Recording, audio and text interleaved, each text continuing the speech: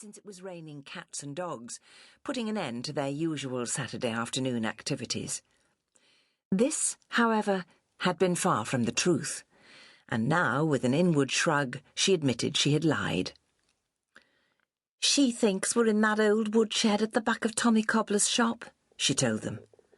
"She said I were to stay out until tea time, 'cause if I couldn't be helpful, at least I needn't be a nuisance. Oh dear, whatever am I going to do?" She and Nick stared at one another, speechless with dismay, but Paul spoke up at once. "If you were supposed to be at Tommy Cobbler's, why not go round to his shop and get a borrow of a length of thread and one of them big curved needles he uses?" he said brightly. "Once the rice is back in and the tur stitched, Nick and me'll turn the sack round so the men's against the wall, where no one'll notice it. Only you better get a move on, Queen, in case your mam needs something out of here and comes busting in."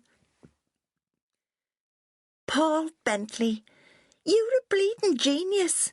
Much cleverer than your big brother, old thick Nick here," Addy said joyfully, then dodged as Nick aimed a swipe in her general direction. Sorry, that weren't fair. It were your idea to mend the tur to start with. Look, you take hold of the edges of the split whilst Paul keeps shovelling, and I'll go to Tommy Cobbler's. I'll run all the way." She stopped speaking abruptly as the door that led to the shop opened and the tins blocking it skittered across the floor, then relaxed.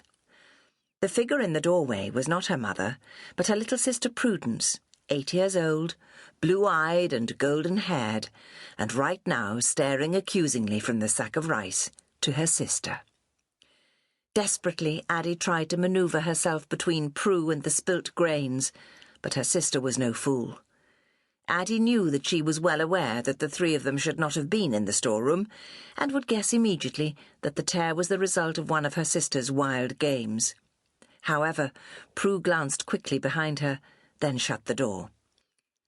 "Mum sent me through to fetch as many tins of conny as I can carry," she said. "But whatever did you do to that sack, our Addy? Gracious! Wait till our mam sees the mess you've made. How did you do it, any road?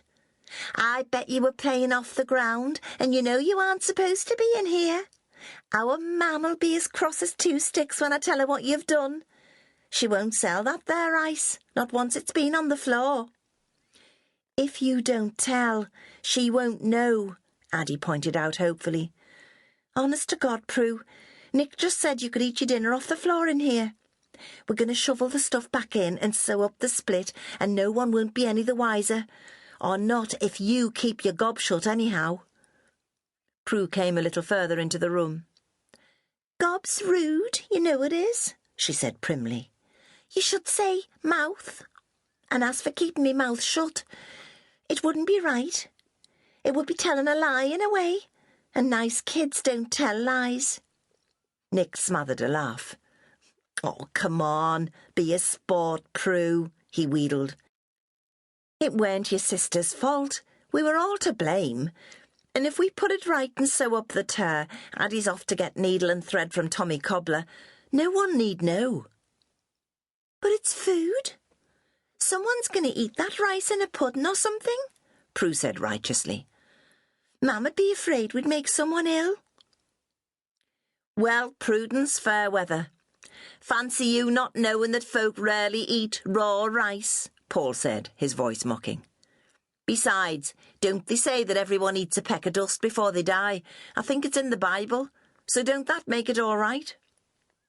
Prue gave him a malevolent glance, but before she could speak, Addy jumped to her feet and made for the back door. "I'm off for the needle and thread," she said over her shoulder. "And if you tell Prue, you'll find slugs in your bed for a whole week, I promise you. There's a grocer slugs at the back of Tommy Cobbler's woodshed, hard up against the brick wall. So what'll it be? Tail-clotting and slugs, or keeping your gob shut? Your mouth, I mean." Nick, holding the edges of the slit together whilst his brother scooped up the rice and returned it to the sack, twisted his head round so that he could see Prue's face as she said sulkily, All right. There's no need to be horrible just because I try to help our mam. I wouldn't have tail-clattered anyway. Only what'll I say when I go back into the shop? She'll ask me what took me so long, and she'll maybe